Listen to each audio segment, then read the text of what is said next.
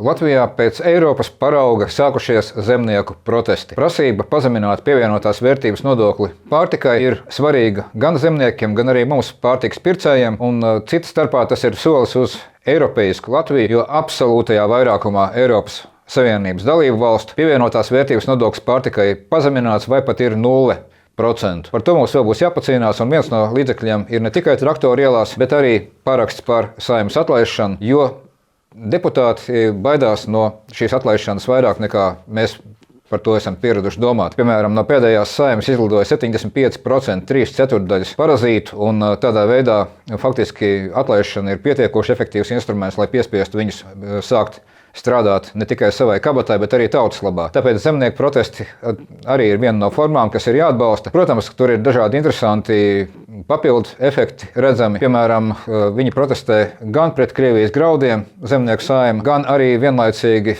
cilvēks, kurš runā par to, cik slikti ir šos te graudus vest.